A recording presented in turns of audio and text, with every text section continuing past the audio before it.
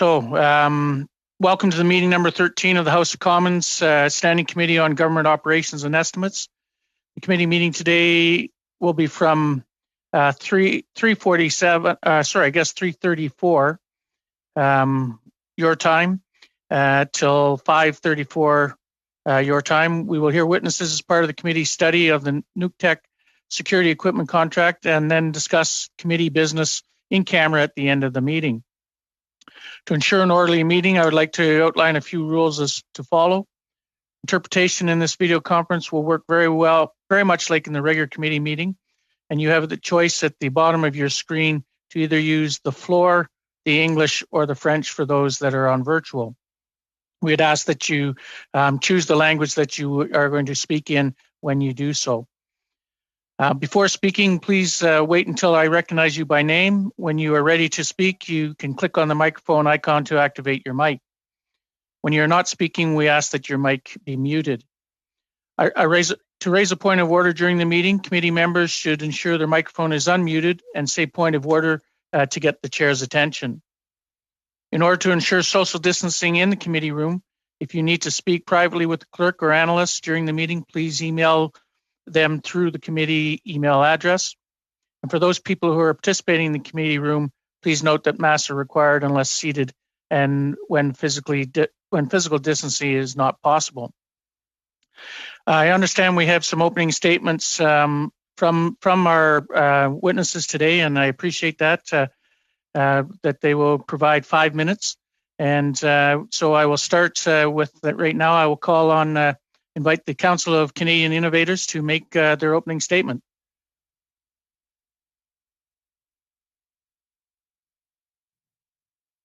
Mr. Chair, honorable members, thank you for the opportunity to present today. I'm Benjamin Bergen, Executive Director of the Council of Canadian Innovators, or CCI, a national business association that represents more than 130 of Canada's fastest growing technology companies. Last year alone, our members employed more than 40,000 Canadians and generated more than $6.5 billion for the domestic economy.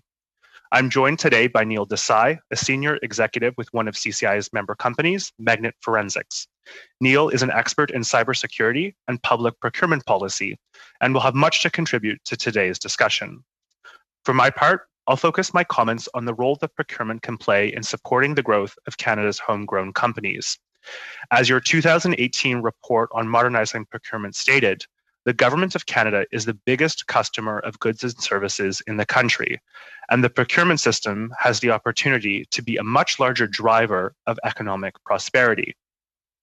In the global innovation race, having the Canadian government as a purchaser of goods and services is considered a major validator for domestic companies.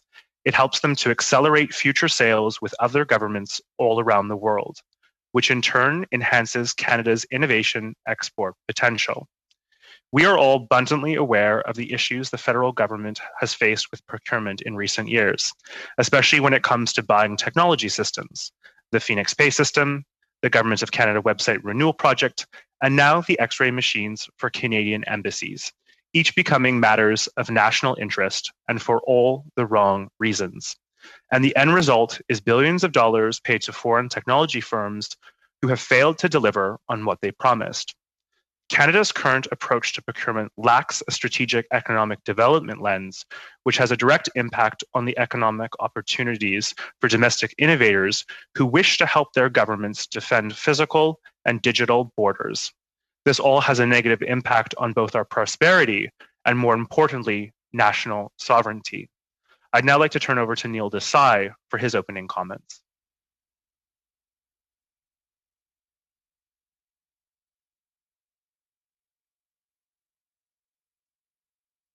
Neil, we can't hear you.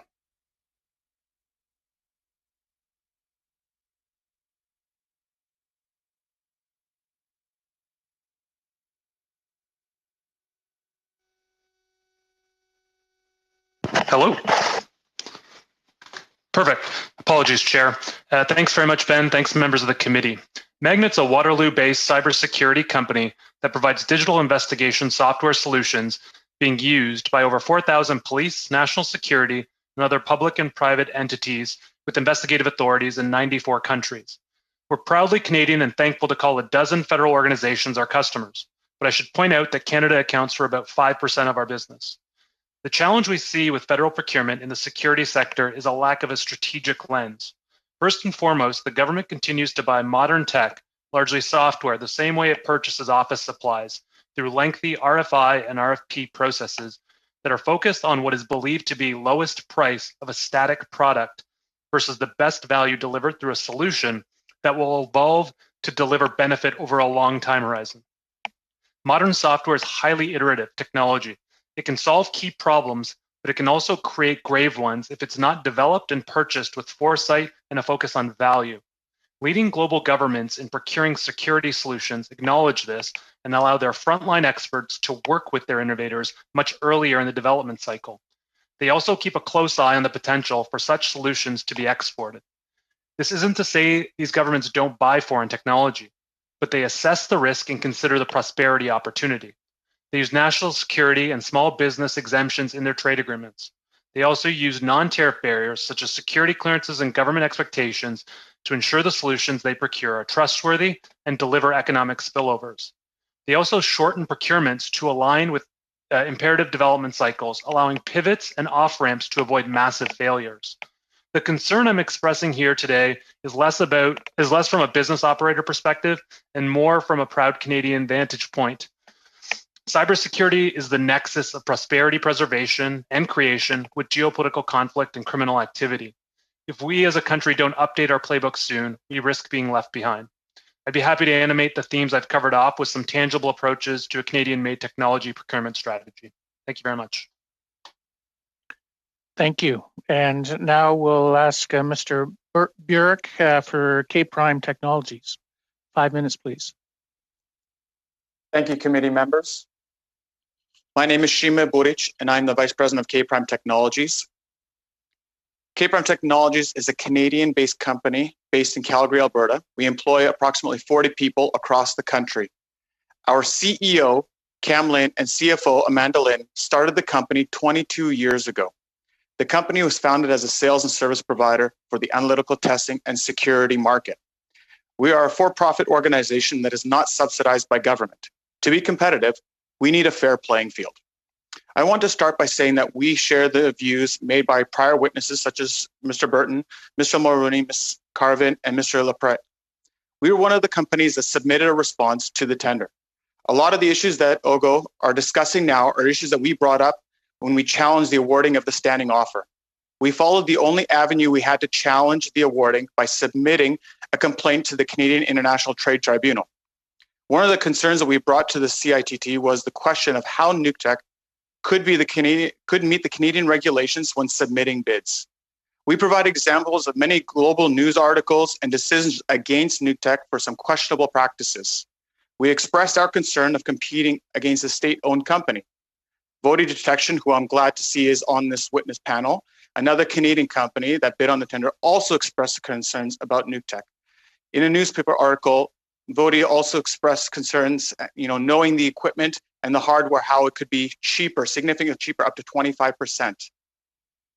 Another concern that I brought to the attention of the tribunal was a stretching of the truth when it comes to the capabilities of the technology to automatically detect weapons and other potential threats. All their X-ray systems run in a similar principle.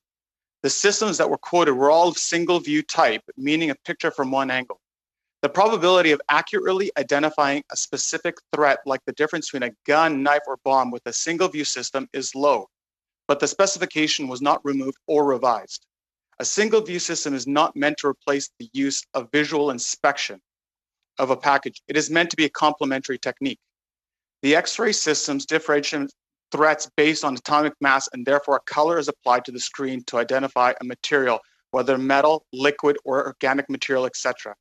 If the premise was to reduce the amount of visual inspections, a dual system or a CT-based system is necessary, but these require higher investment, similar to what CATSA uses at the airports. Unfortunately, these concerns were not investigated further, and our complaint on the matter was disregarded. Based on the decision by CITT, it was recommended that we be charged $575 for the challenge. I personally have over 14 years of experience responding to government tenders. With regards to this tender, It was one of the more difficult tenders to respond to, as there was a lot of hypotheticals in terms of the number of units required per global region that were unrealistic. When I would respond to any previous tenders, the specifications were clear and concise. The number of units were specific, or price per unit, and a standing offer issued over a specific number of years. These locations where the units are to be installed were specific. These are just a few examples of some of the hurdles presented when responding. As this tender was based on hypotheticals, this made responding to this tender more difficult than it had to be. Companies that are for-profit organizations then have to uplift or pad their pricing to make sure you not lose money in different regions. There were a lot of security concerns that have been discussed in previous committee meetings. It has been mentioned a couple of times that X-ray equipment would be a low to medium security threat. Yes, electronic modifications can be done after the fact by a service person or by anyone else that has access to the equipment, but we also need to question whether there's a security threat coming in with the system. Who tests whether there's a backdoor, malware, or any other security vulnerability in the system prior to deployment? We at K-Prime Technologies are responsible for the maintenance of X-ray equipment across many airports across the country. In order to provide this service, we are required to have a restricted area identification card, which is an application that is reviewed and approved by Transportation Canada to get access to the equipment, but in order to service equipment at the embassies, no clearance was necessary.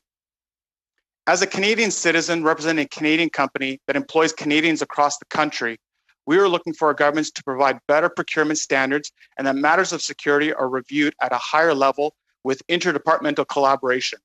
This could hopefully avoid government spending of taxpayer dollars on expensive reviews by external companies when there are resources available internally, like the Canadian Centre for Cybersecurity. Canadian companies need to abide by ethical and legal standards to compete for business. We are wanting these standards applied to all non-Canadian organizations that want to do business in Canada. When it comes to security, reviews of companies need to be done ahead of reviewing tender responses to exclude companies that do not meet the Canadian standard.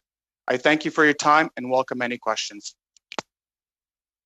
Thank you very much. And now we'll go to Mr. Olson with VOTI detection. Please, Mr. Olson, you have 5 minutes. Thank you very much, Mr. Chairman, honorable members. I would like to thank you for this opportunity to address the committee on issues that I believe are of critical importance to VOTI detection and the Canadian business community. In my remarks, I would like to address 3 main issues that I believe are relevant to your hearings, and it would be my pleasure afterwards to take any questions you may have. First, as President and Chief Executive Officer of VOTI detection, I would like to stress our support for the competitive bid process in public procurement. We welcome the opportunity to offer best-in-class technology to address the needs of our potential clients while offering tremendous value for the money. VOTI detection believes that the procurement opportunity that was managed by Public Service and Procurement Canada for the benefit of Global Affairs Canada did follow all of the rules in place at that time. Our request of policy and decision makers is consideration of changing some of those rules. The only thing that we ask for is the opportunity to participate in the bid process on a level playing field. We believe that it is virtually impossible to have a level playing field when companies that are state-sponsored with a history of predatory pricing practices are allowed to participate. We believe that there should be a vetting of companies to ensure that they have the ability to deliver all of the commitments in their bid while respecting the high ethical standards of business governance. Our belief is that any company that has been disqualified from pure procurement opportunities for security reasons by our closest allies or known to have engaged in illicit and corrupt practices such as bribery and honey trapping should be excluded from Canadian government bid opportunities. It is our hope that the bid authorities will embrace opportunities to consider the value of benefits other than low price in the evaluation of submitted bids. The second issue that I would like to address touches on security considerations related to the acquisition, deployment, and ongoing maintenance of X-ray security scanners. While we understand that the security scanners will not be connected to any network, we also understand that the scanners will record and store data that should be kept highly confidential. Although the data will not be vulnerable to a network attack, whenever a technician, a simple technician, is required to perform preventative maintenance, a software update, or the servicing of a defective part, there would be ample opportunity for that technician to download the sensitive data that should be protected and then send it wherever they wish. The security value can go beyond the actual technology. Companies and the individual employees who will participate in the fulfillment of the procurement opportunity could and should receive security clearances based on reliable and verifiable information. The third point that I would like to make is to stress the importance for Canadian business to find government support through public procurement, especially during these very difficult economic times. I believe that small and medium-sized businesses are the backbone of the Canadian economy and the greatest opportunity to stimulate sustainable growth. And there is no support that is more valuable than that of a government entity that can give to a Canadian business than a purchase order. Procurement of Canadian goods supports domestic industry as well as the important downstream supply chain. These businesses employ Canadians, and is through the fulfillment of purchase orders that business can grow, continuing to invest in growth strategies, research and development, and the creation of additional jobs for Canadians. Vody Detection employs over 80 people across Canada, high-paying research and development jobs with fundamentally superior IP and technology to any of the competitors in its class. And these are things that should be taken into account and considered when going through any kind of procurement process. In conclusion, it's my hope that this committee will shape policy that will support better outcomes for the Canadian government, their departments and agencies, and for the Canadian people. It is my belief that when possible, the promotion of a Canada First or Buy Canadian procurement strategy would generate positive outcomes for all involved. Once again, Mr. Chairman and honorable members, I thank you for the opportunity to address you and make myself available for any questions you might have. I'd like to thank all the witnesses for your presentations and staying as close as you could to the allotted time limit. It was much appreciated. We will now go into questioning and some questions. And we will start with 6 minutes with Mr. Paul Hughes. Merci, Monsieur le Président. Thank you, Mr. Speaker. We'll start with Mr. Burritt. You have 14 years experience with standing over or government bids, and we have an issue right now. Our Liberal colleagues are a bit on the defensive for new tech, but we realize we have a more serious problem with procurement in Canada. And I would like to know what you think. You saw the meeting we had with officials, government officials, and they didn't seem to be very worried about security. What do you think about this?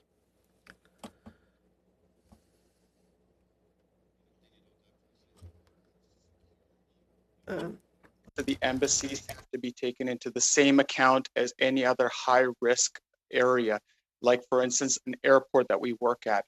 Information is travel, people are travel, people go through. All of these need to be, whether or not the risk is low or not, it's still a security threat. So that has to be taken into account for any type of security response and tender, and all of those have to be applied to the same level when it comes to procuring of hardware. Merci. Là-dessus, je voudrais vous... Thank you very much. And I would like to continue with you. You mentioned the bid. You said that this bid was the most complex to respond to, that nothing was very clear, that not complex, but very difficult. And I'm wondering, whether the bid is kind of aiming at a specific supplier or not. Tailored toward a specific provider. What I can say is based on hypothetical numbers and the quantities that were being requested by specific regions was not realistic based on how many embassies are in those specific regions. And when a contract gets awarded for a specific dollar value, when you have a lot of hypothetical quantities of equipment, it is very difficult to say what that final contract will be. So when people say it's awarded at a specific $1 million amount, it's not realistic. And then therefore you start getting, budgets that get blown out of proportion and costs start to creep up. OK, merci beaucoup. Prochaine question. Thank you very much. My next question is for Mr. Olson. You said, Mr. Olson, in your presentation that there were a security breach in terms of equipment from NUCTEC. And you said your colleagues from the government said there were no problem, no issue because it was not directly connected. But then you had a technician, you think technician could get information, copy it. That's what you said, right?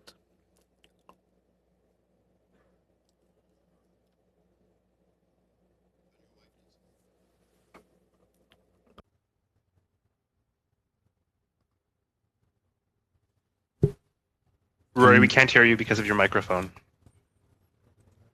Sure. Thank you. Sorry, I apologize. I said that there is the potential for security breach as a function of the machine being required to be maintained. And from that maintenance visit, that a maintenance technician could easily download all of the information that is on the hard drive. Merci beaucoup. Puis, Thank you. And for the committee, I would like to say that I have a document for the Homeland Security from the United States from November 2020. And on paragraph 13, it says that the data theft on NUCTEC devices is an issue. So our American friend confirmed. I would like to come back to Mr. Bergen. We mentioned acquiring foreign technology, and you said that NUCTEC is an example of a series of failure, and that billions have been given to foreign companies, and they didn't deliver. Could you give us an idea of, when you talk about these billions, of how many companies are concerned? Are in question here? Comments really speak to the fact that when you look at how procurement is done in this country, that often you have foreign firms bidding and are sometimes not actually delivering on what they're actually promising. And so we saw that obviously with Phoenix Pay System. We've seen that with the government's website renewals and now with a new tech in terms of x-rays. And I think sort of the thread that kind of pulls these pieces together is really more the strategy and the policy that we have towards procurement. I read over the comments from the committee on the 18th. And if you look at, what Assistant Deputy Minister Lesser and Assistant Deputy Minister Daggerny stated, really it's about sort of lowest cost and not really taking into account other externalities and factors that are critical when thinking about public policy, and that you need to take into account national security, obviously being an important piece, but also the opportunity to create prosperity through an economic driver of the government actually being a purchaser of these products. Neil, would you like to sort of add anything to that?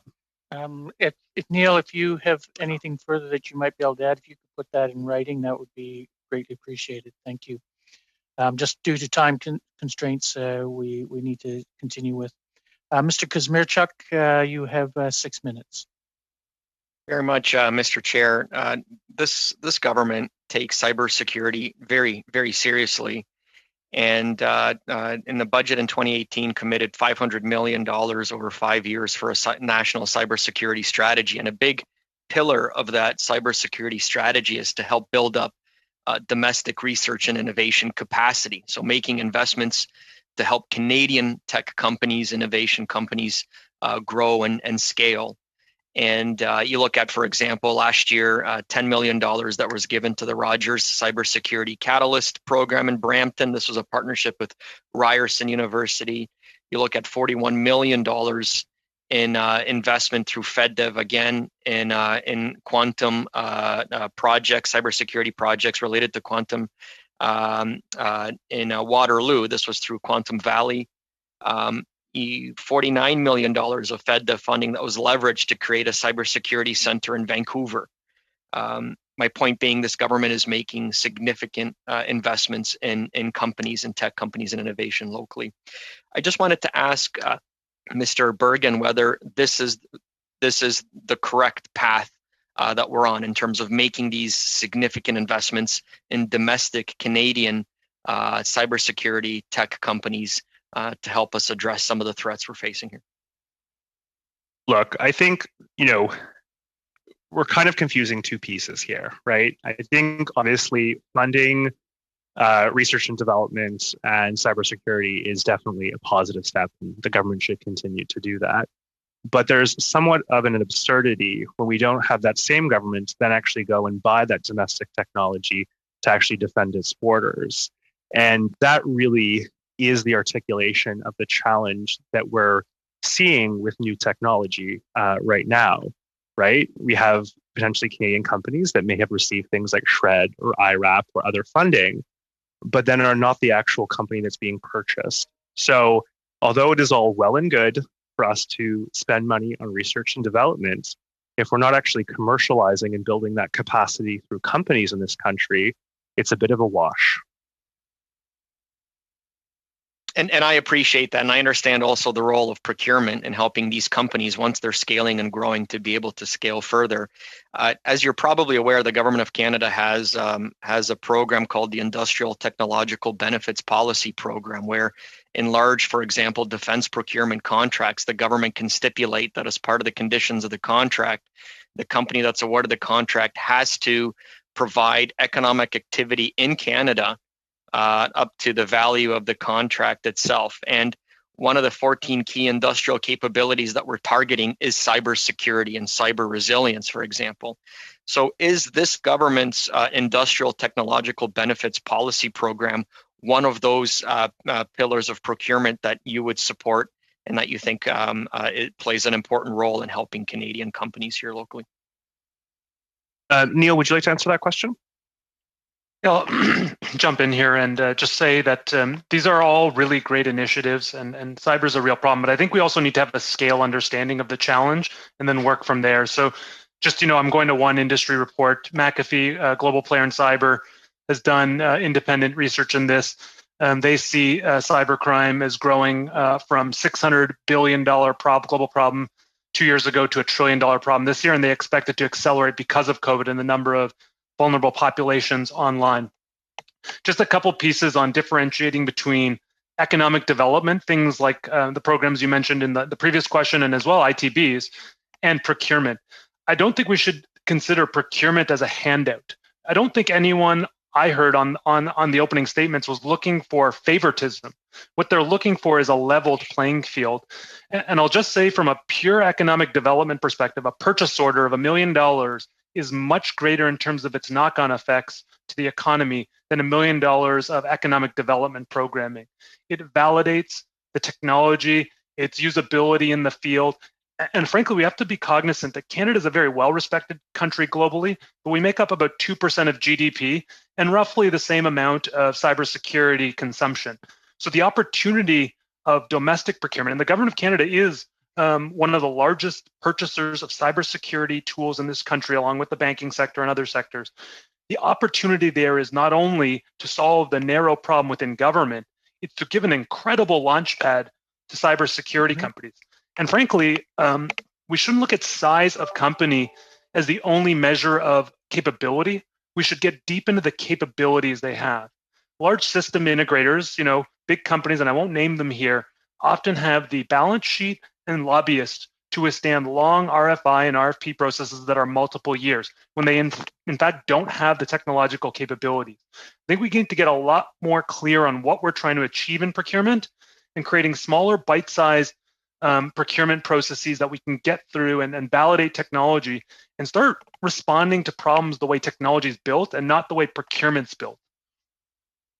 And I appreciate that, Mr. Desai. And just to go on record, I worked for a regional innovation center, much like Communitech, for 8 years. I'm a big believer in Canadian tech. I know we have world-class talent and companies here, and I agree with you wholeheartedly. The point that I was trying to make is that this government has been there for Canadian companies, whether it's through making investments in companies directly as they grow and scale, or by having robust procurement policies like the Industrial Technological Benefits Program, which is, again, like you're saying, providing support through the Canadian procurement process. But I'm a big believer in Canadian tech, world class. Thank you, Mr. Kazmierczak, and appreciate that. Ms. Vignola, you have 6 minutes. Merci beaucoup, Monsieur le Président. Thank you very much, Mr. Chair. My first question will be the following.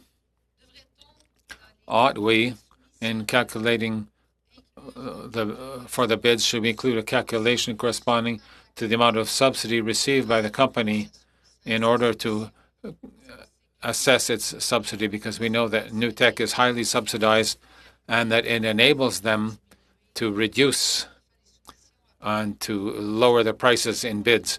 So should we include a clause that includes those subsidies that enable companies to lower the costs? The question is, let's say for everyone. Mr. Olson, to begin with, please. Extremely difficult to calculate what the degree of subsidy is relative in a given contract. A company like NUCTEC is, fully sponsored by the Chinese government, and as such, the commitment, the financial commitment that the Chinese government has made is endless. There's nothing finite about it, and so anything that they do, we have been in bids against NUCTEC around the world, and in these reverse auctions, they will just continue to go lower and lower and lower. There's absolutely no floor. So how do you quantify what the value of the subsidy is and then offset that and add it back to their price? It would be extremely difficult, in my opinion. Thank you for your frank and direct answer. It's very appreciated. So a number of companies, particularly from China or outside the country, have representatives in Canada who are Canadian citizens. I'm going to focus on Chinese businesses in 2017. As you know, there was the Information Act that was applied where any Chinese citizen had to transmit information to the government.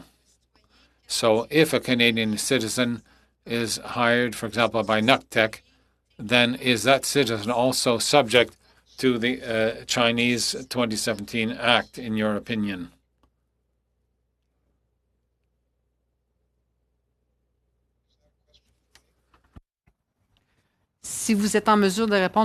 If you're able to answer, Mr. Olson, yes, please. Otherwise, we'll hear from Mr. Burridge. I'm not qualified to answer. I'm not an expert in government policy, especially foreign government policy, so I can't comment on that.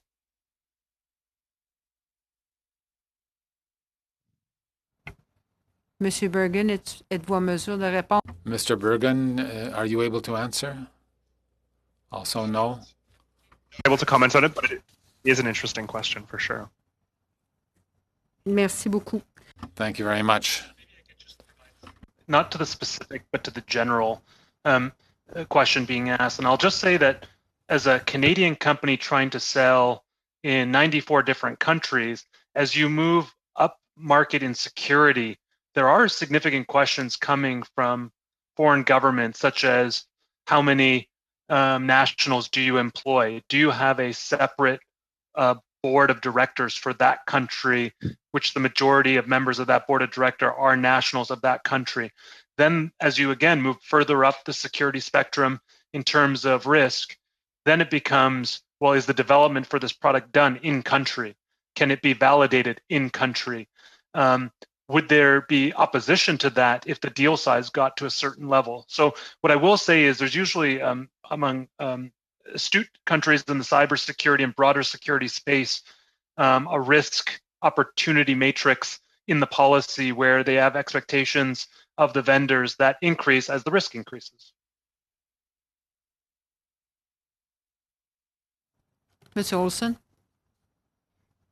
Yeah, I'd like to just add, companies like ours, small companies like ours, spend millions, many millions of dollars a year developing its research and development. And, you know, to be sure, there's a minuscule amount that comes back to us through SHRED and other potential subsidies, but not near what we actually put out.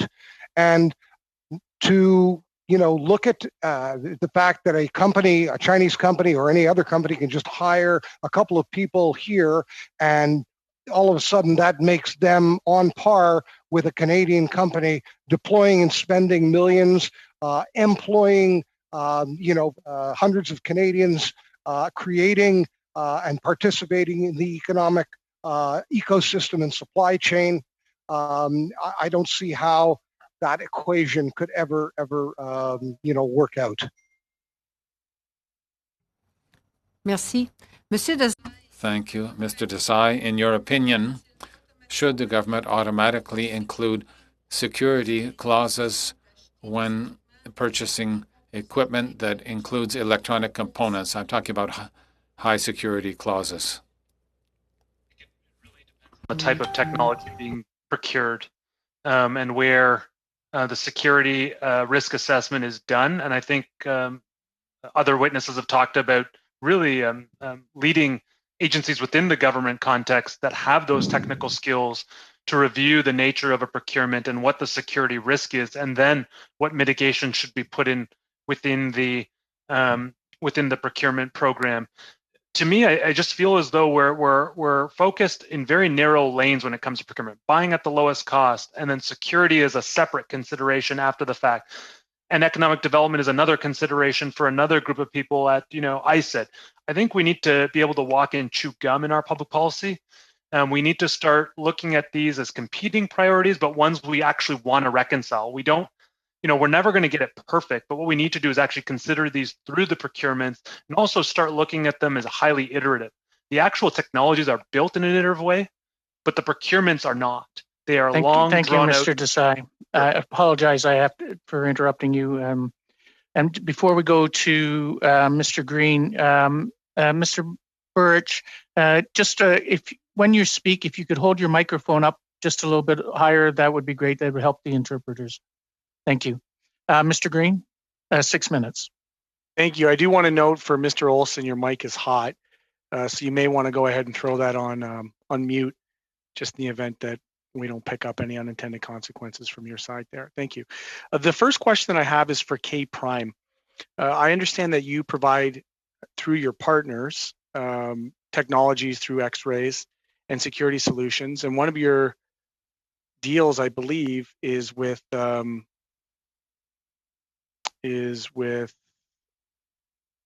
sorry, actually it's not K Prime, it's Vodi.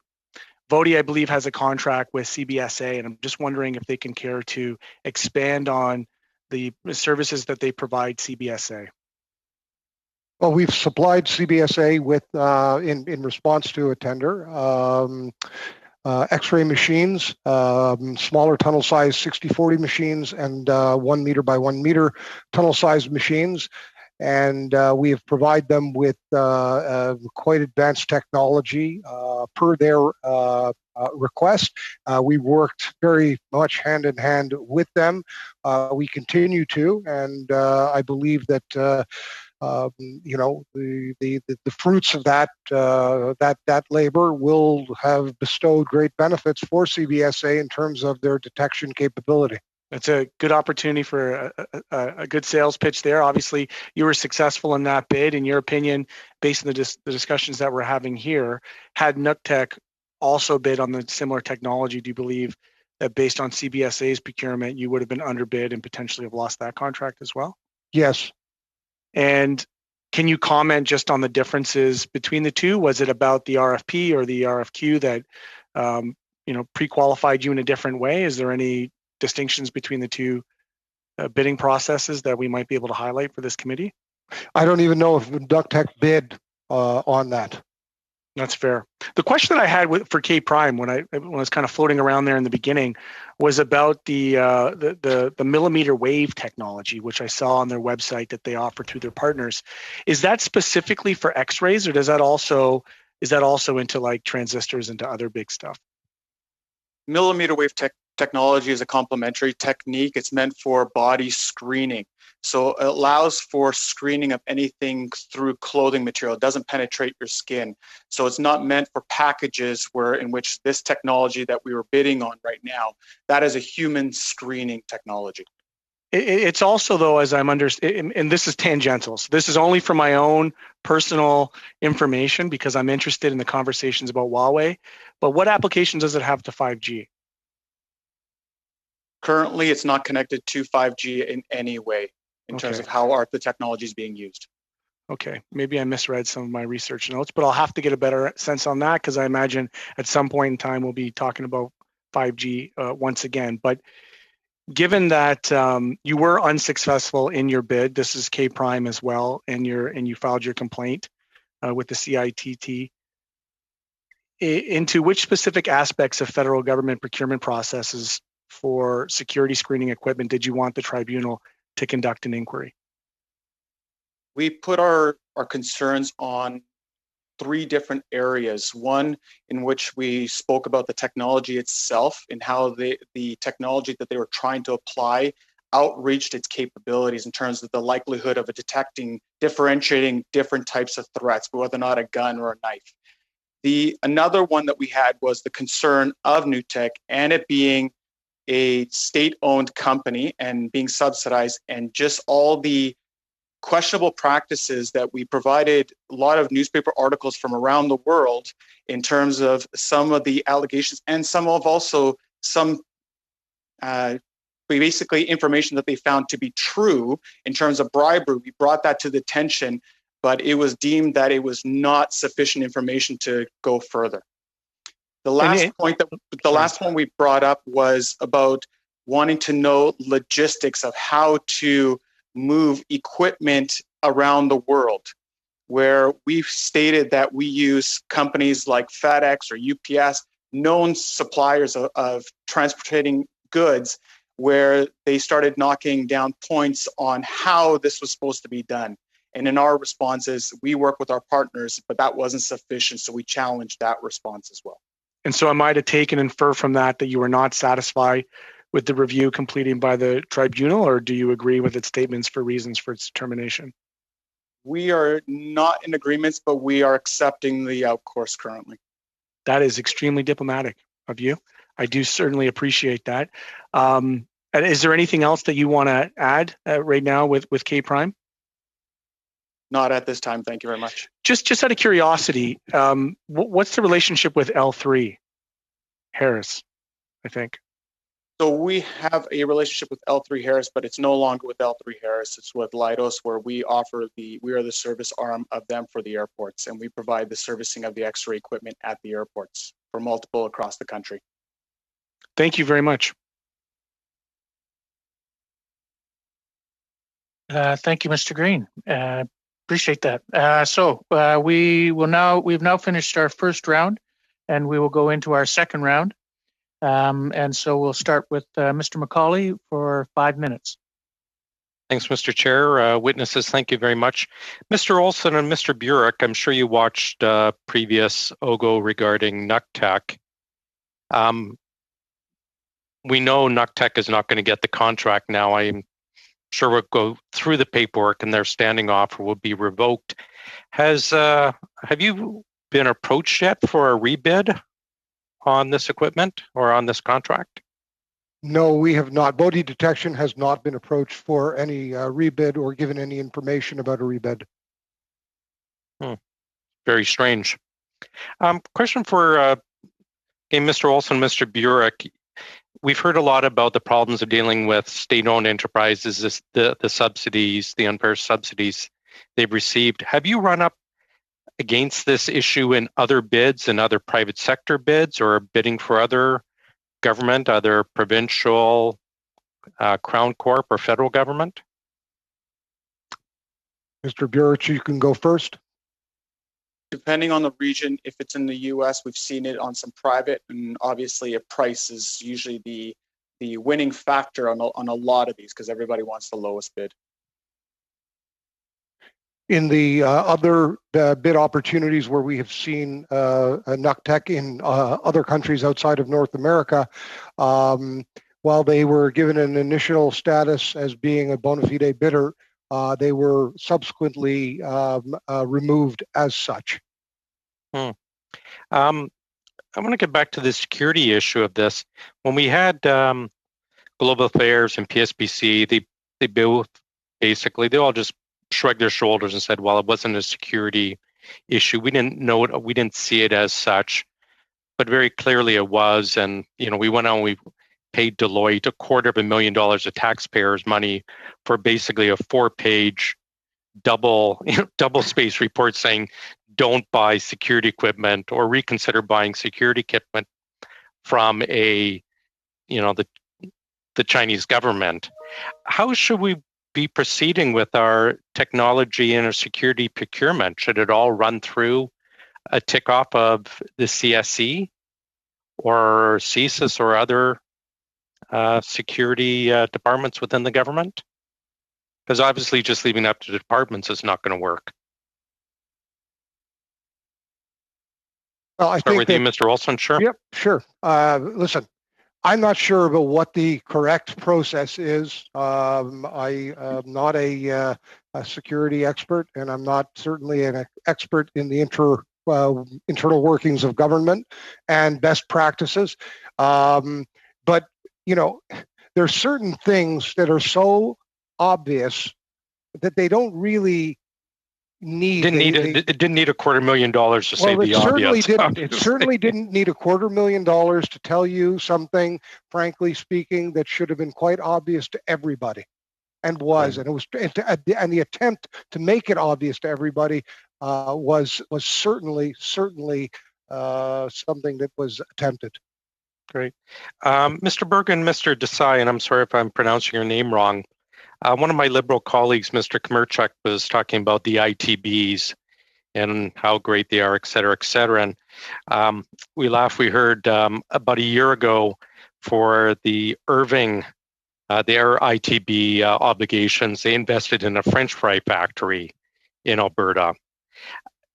At what level should your association be involved in the government to perhaps advise or assist them on how we should be doing these ITBs, so it's not the benefit is not being just kind of pushed away as some throwaway investment, so it is actually delivering real value to Canadians? Yeah, I think a proper study on the number of ITBs that have actually been deployed for the specific purpose or general purpose technology that's being offset with a foreign piece of technology would be good. I think it's sometimes burdensome to force, companies to try and go find something in Canada that will work, and making sure that it's generally in the line of security would actually help the economic development piece. But an ITB, again, is really kind of trying to create a local economic stimulus. And I will go back to pointing out that in some cases, when a Canadian company can fulfill a procurement and is being kept out for arbitrary reasons or for unfair business practices, from foreign players, I think we've got to solve the narrow problem before we try and look at these big structural issues. A lot of times, and I'm blending in your previous question because it's a really important question, the separation between the subject matter expert in security and the procurement process is so wide. There is such a separation. And I understand why. You want to make sure you have fair, transparent process to make sure government money is being spent well. But the reality in technology is you need subject matter experts to review things like security, things like the governance of technology and how updates will be delivered. So the only way to solve for that is to bring the subject matter expert closer to the procurement process. I think procurement officers do their best with what they're given, but there is such a time lapse and separation between those independent procurement officers and the actual technical problems that are trying to be solved. We got to figure out ways to get that transparency, but those subject matter experts in the process to review the tech. Thank you, Mr. Desai. And now we'll go to Mr. Drouin for 5 minutes. Thank you, Mr. Chair, and I do want to take the time to thank all of our witnesses who are before us at this committee. My first questions will go out to K-Prime Technologies and voting detection if it applies. I just wasn't sure by your testimony whether or not you, and I know this was brought to CITT, whether or not you were on the standing offer or not on the standing offer. So I just like a yes or no, or yes, we were on the standing offer or not. Maybe we could start with Mr. Burek first. We were not on the standing offer. We were not in that final group. Okay. And what about Mr. Olson? I do not know the answer. Sorry.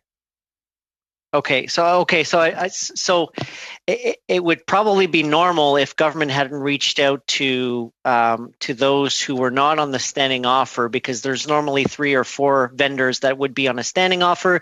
Then obviously NUCTEC has been flagged as a security issue. Then Mr. K-Prime Technologies, it'd be normal that you probably wouldn't have gotten contacted yet unless there are major changes to the technical requirements of the particular standing offer. And I know you have experience in procurement, so obviously you would understand that, right? That is correct. Yeah, and have you, and my question would be, and again, I'm not defending the NUCTEC decision. Nobody on this committee is defending that. But have you reached out to Global Affairs or perhaps to PSPC or to whomever your contacts are in Government of Canada to say, hey, we have a solution and we tried to present this solution prior to? Not at this time. Okay, so perhaps we wanted to see where this went first. Okay. So perhaps a suggestion as a Canadian to Canadian advice is reach out and let them know you have a potential solution.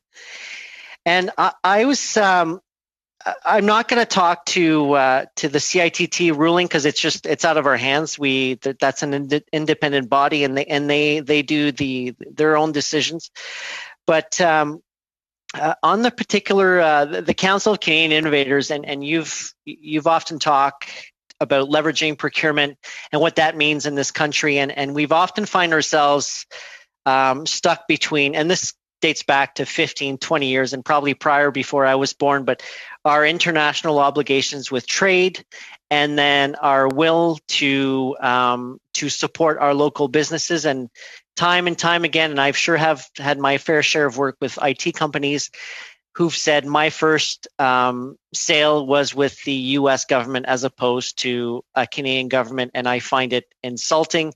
But it does happen, and this is not something that is new in 2020. It's something that's been there for a very long time. But other than, how do we fix procurement? And this is something that our committee has studied in the previous parliament.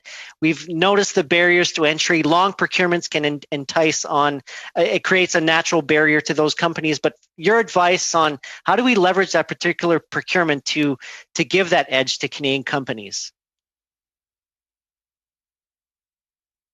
So Neil, you laid out a couple of solutions in some of your comments earlier. So I'm not sure, do you want to articulate them and maybe add on to it?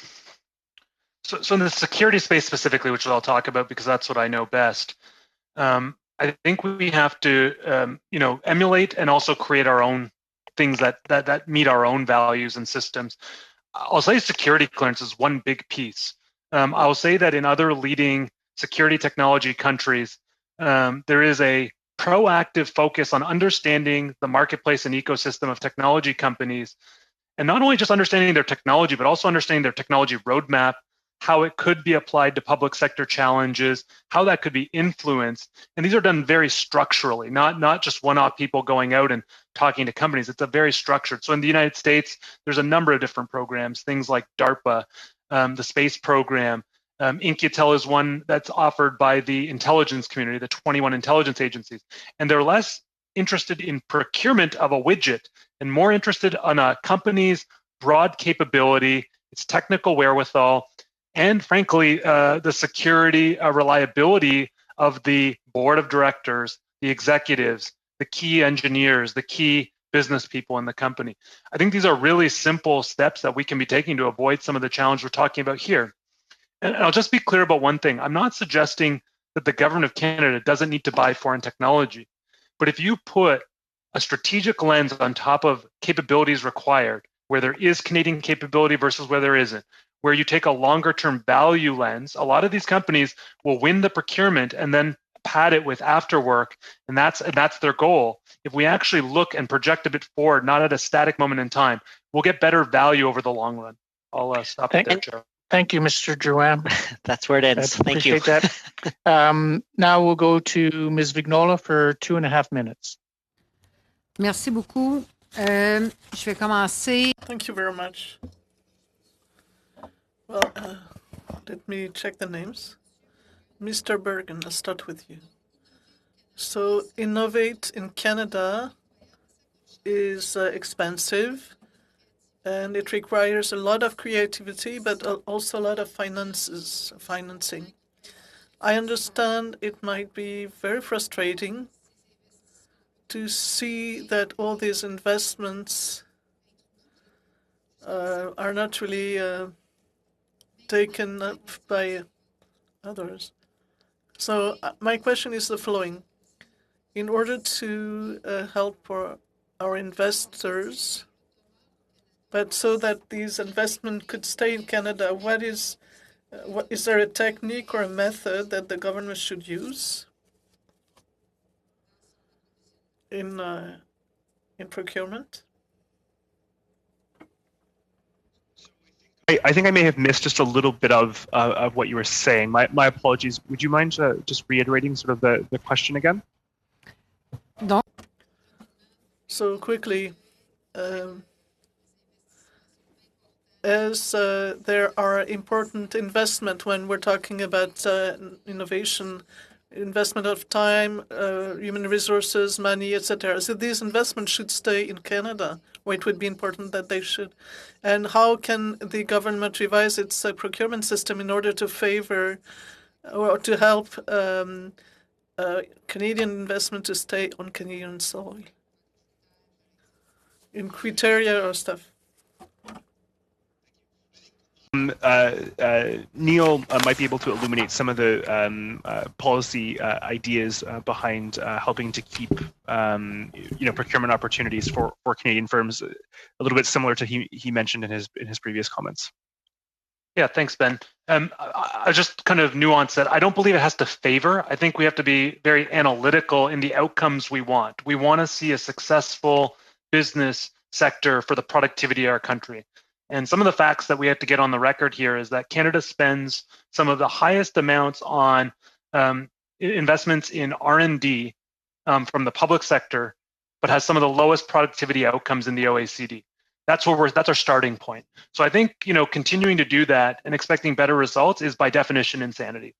The second piece I'll say is when we look at the economic development work we're doing, and I think another member asked the question about some specific examples, but there's lots of different ones.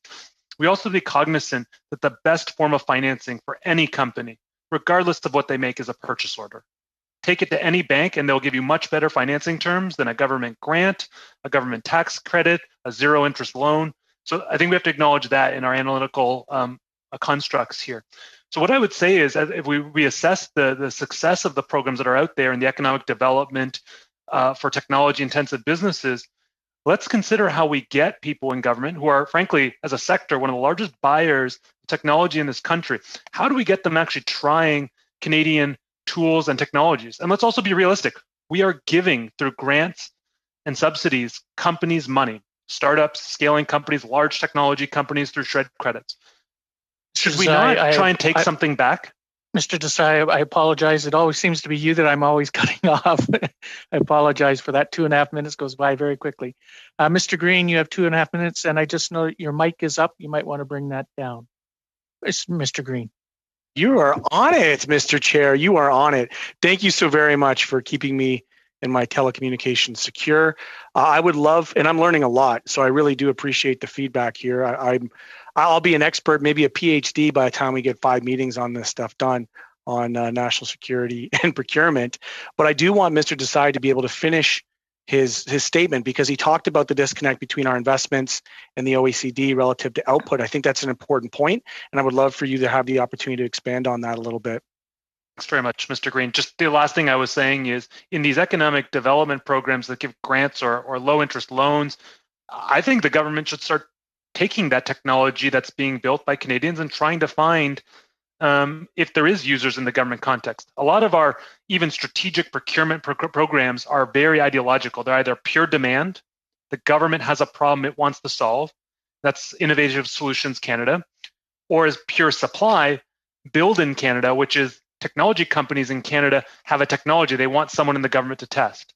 And the reality is we need to play in the middle of those two, where Canadian technology vendors have something that's of value, and it could potentially fulfill a government problem. And if we get that middle ground right, I'm telling you, there'll be major exports to be had and better economic growth through this country. So when we look at the state capitalism of China, we've heard it characterized in many different ways throughout this committee, but I'm going to suggest it's a state capitalist country. And yet we also have our own subsidies and our own preferred ways in which we provide supports here locally to business.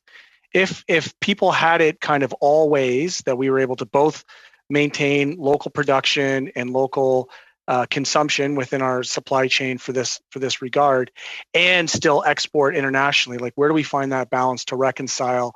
Because I think I heard some earlier folks talk about how this is only like 5% of their business here locally.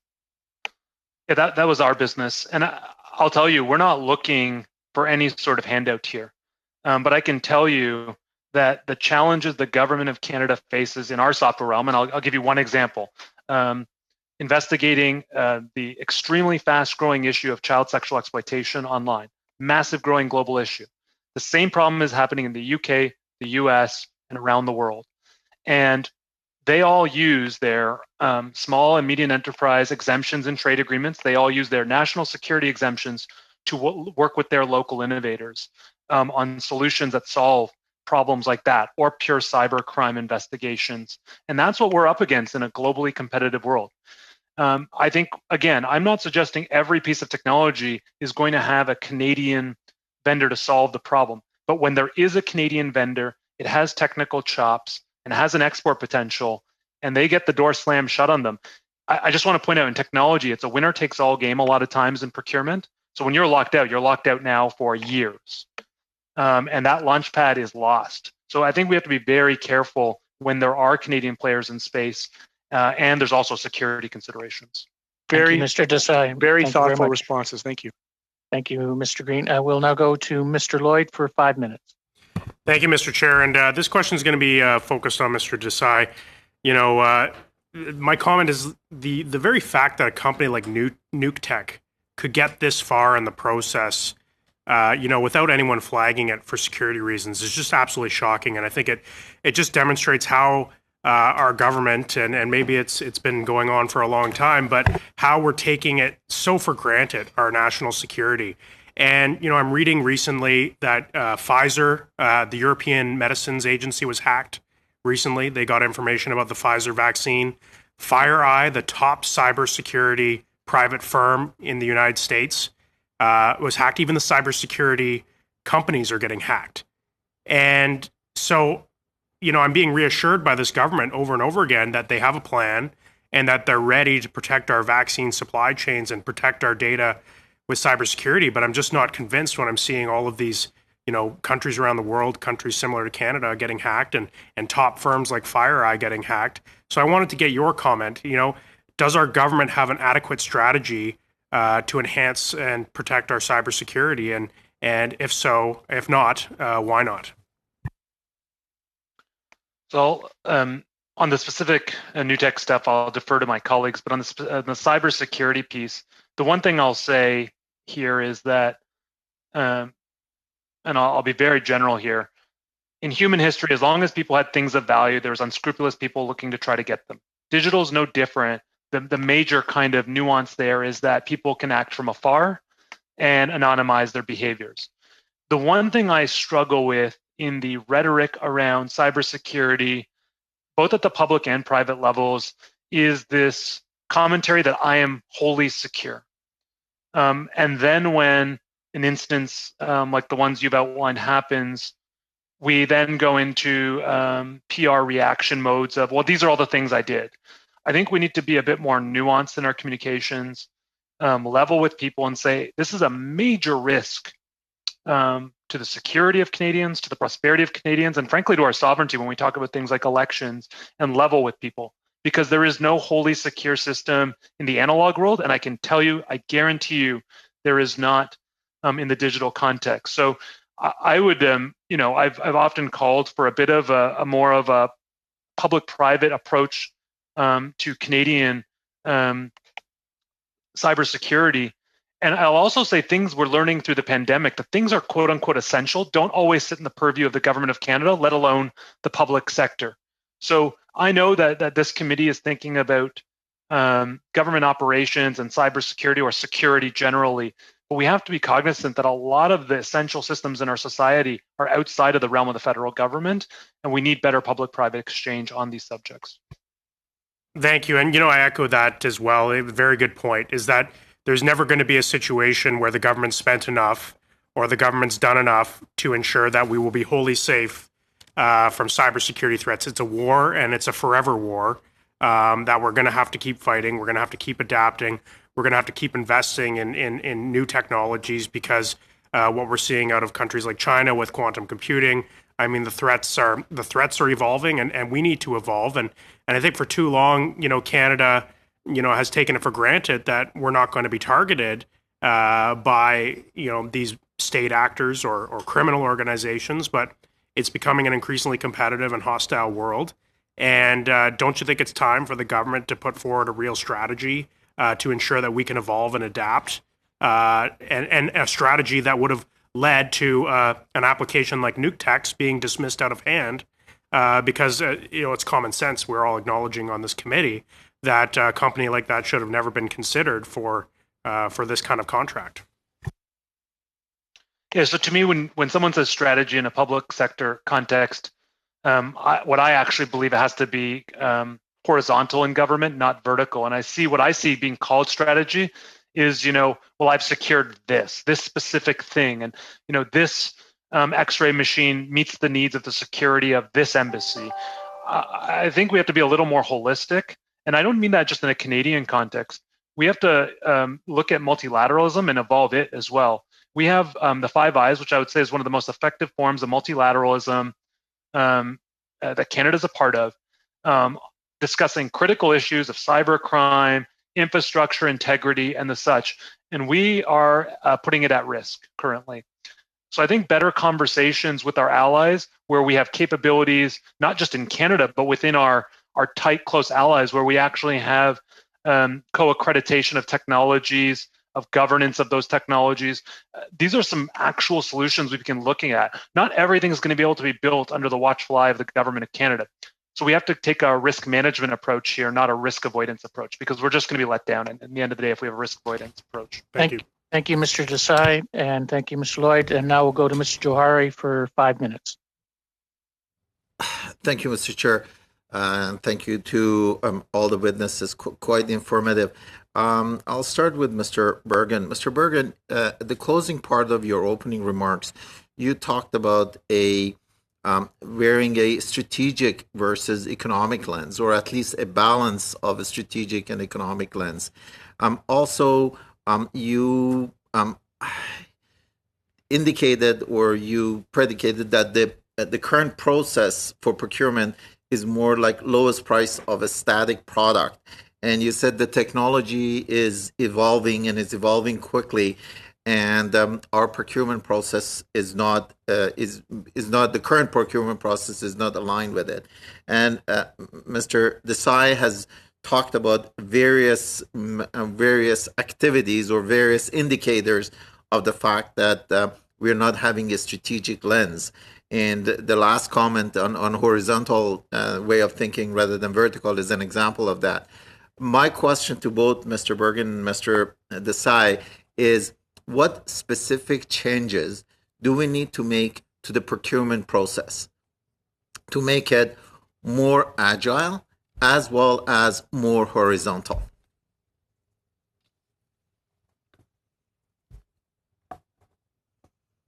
Mr.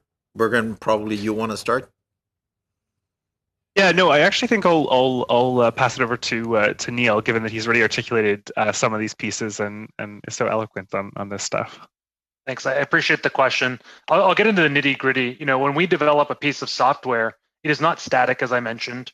It's a 1.0. We have a roadmap that's very, very tight. I would say within a 6-month window, and there's still a roadmap even beyond that for up to 2 years, and that's constantly evolving based on our users' feedback and the things we're learning about the cyber threat landscape, et cetera. In a procurement process, what we see is a waterfall list, a long laundry list of capabilities that are required on the day the RFP goes live. And that list usually takes almost a year from if there's an RFI through to the RFP.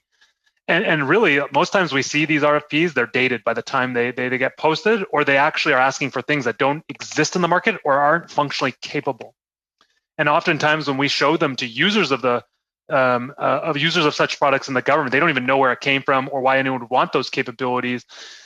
And the things they want are very, very specific, and they have to navigate that through procurement services where they actually list in a waterfall way what they want today, a long laundry list, but they also know that it's going to evolve over time. But they sometimes you have to frankly do what they know is wrong and say, I'm actually picking things that will lead me to where I want to get in 6 months.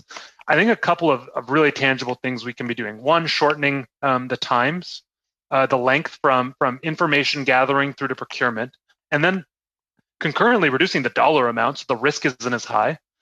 Acknowledging how software is built, highly iterative, versioned, including opportunities to pitch roadmaps of technologies within the procurement process to the end users and the technologists, not to the procurement people to be translated into jargon, but in the language that the end users use them. And then understanding the landscape in a constant way, that we have a procurement system that's highly responsive and not actually proactive in getting to the marketplace and understanding A, what's out there, and B, what's possible within roadmaps and structures.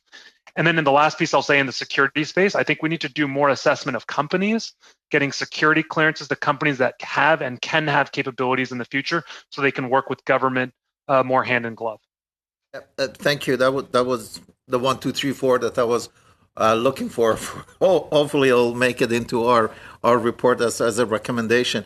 Going quickly to Mr. Burke and Mr. Olson, you guys talked about the acquisition, installation, and maintenance. And in case of what you talked about, the fact that you've already installed products at CBSA. Now, when it comes to the maintenance, there's been a lot of concern about possibility of data being downloaded. Is that specific only to the maintenance for NewTek, or is it NUCTEC, or is it, is that a risk that's available, or is it a risk that we are exposed for all products that contains data that during the maintenance, if not properly overseen or validated, that data may get lost? Probably Mr. Olson can talk about that first. Sure. And Mr. Olson, if you could respond fairly quickly, I would greatly appreciate that. Thank you. Thank you. Well, it's a big question, and I'm not sure a short answer can do it, but if you feel it would be better to give a written response, then that would be fine as well. Fine. If someone will send me the question, I'm more than happy to put it in writing. Okay. Thank you very much. That ends our second round, and looking at the clock, we basically have 10 minutes left in order to do that. So what we will do is we will go to one question per party in order for the witnesses to finish at the time frame that they were looking for. So we'll go to Mr. Paul Hughes for one question, please.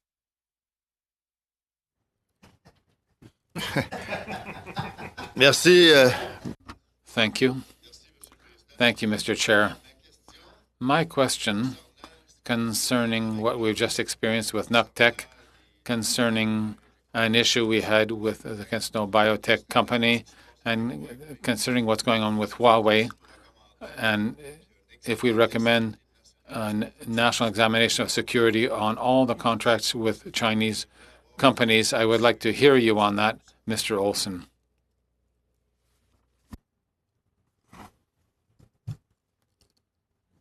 Micro, s'il vous plaît. Your mic. Could you please repeat the question?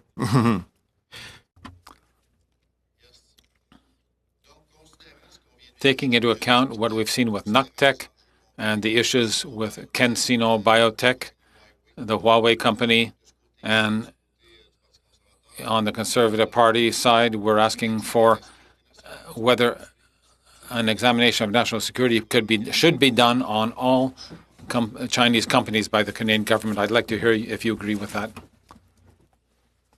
The position to determine who should be investigated and for what. That's not something I'm competent to comment on. Thank you, Mr. Olson. Thank you, Ms. Paul Hughes. We'll go Mr. Weiler for one question. Well, thank you, Mr. Chair, and I'll try to make this one question count, and also like to first thank the witnesses for joining us for very, very interesting discussion today. And my question's for Mr. Desai. And you mentioned some of the programs that the U.S. has for procurement, and you mentioned DARPA specifically, and there is a local company, a biotech company called Abcelera that actually won a competition that DARPA had to that companies could compete to show how they could respond to the threat of a pandemic and developing a therapy. And it just so happens that this once the pandemic hit this year, there was a significant amount of investment from the Canadian government into Abcelera to develop a treatment for COVID, which eventually they did. It's approved by PHAC, and we've now procured 26,000 doses of their therapy.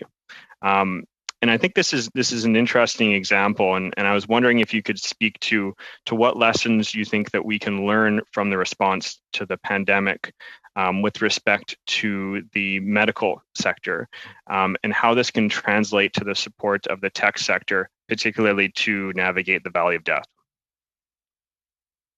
Thanks for that really thoughtful question. I think the lesson here, and I'm not in the biospace, but I think the lessons I draw from experience on dealing with similar organizations like DARPA in the US on more the law enforcement national security side of technology versus the medical security side is that we have to start being able to walk and chew gum, that we need to understand that solving real problems that are societal problems is the best form of economic development.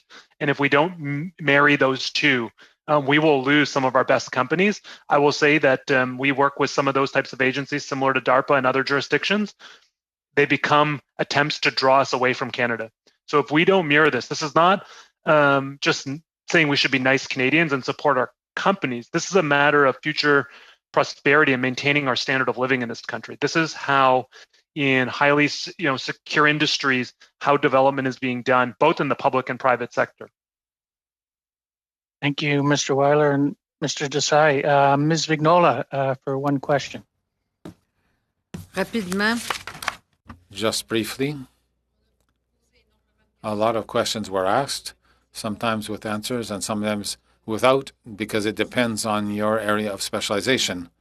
But finally, are there any questions that we have not asked, but that you would have liked us to ask, so that you can develop on that? I'll turn to Mr. Burrich first, please. Should be asked is, should the hardware or any type of equipment be examined before going out into the field, as is done in some other Canadian entities like CATSA? Some of the transportation safety authorities and CBSA does do examination of hardware before being deployed. That is definitely something I believe in the cybersecurity field should take into consideration for any future bids.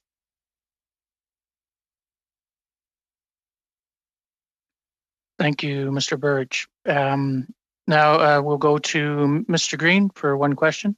In the spirit of giving, I'm going to give my time over to Mr. McCauley. Put that in the record books. Thank you, Mr. McCauley. You have one question. Socialized time here. To any of the witnesses, we've seen the issue with NUCTEC and this part of the Canadian industry around scanners.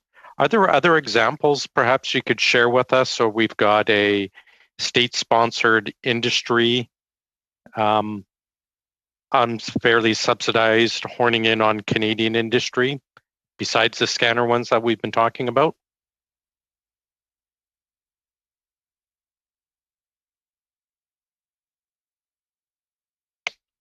I'll go quickly. I think you also might want to take a look at Russian technologies. A little less clear in the cybersecurity space, the lines between the public and private sector in that country, but definite risk. And we're seeing some of our allies starting to analyze and create risk matrices on where they will allow Russian-made technologies into their cybersecurity supply chains.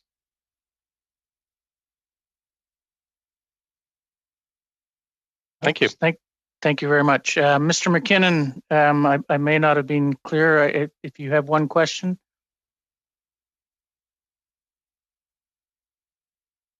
And not seeing, I appreciate, Mr. Drouin, do you want to ask a question in Mr. McKinnon's stead? Sure, Mr. Chair. Are we planning to finish at 5 o'clock? Yes.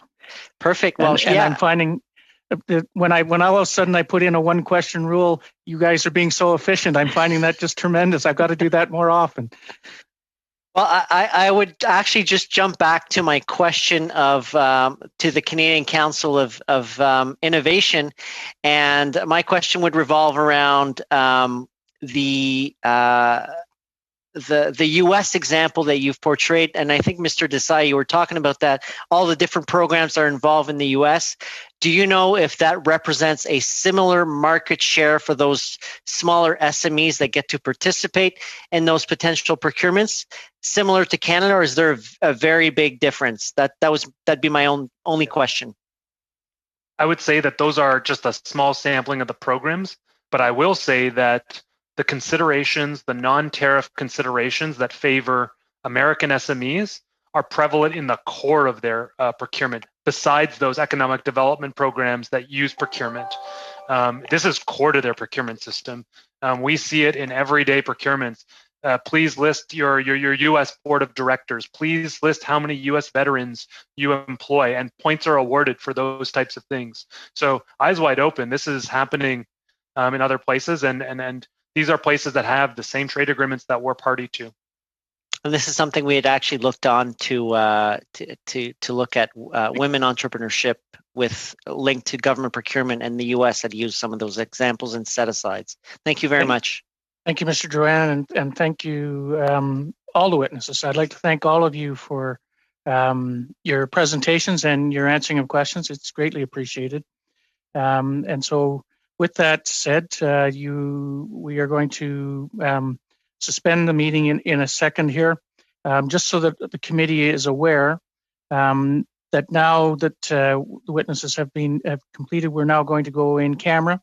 And so when we suspend the meeting, the technical staff will end this meeting in Zoom, and you will have to go out and then come back in on the information with the password and the link that was sent to you by the clerk.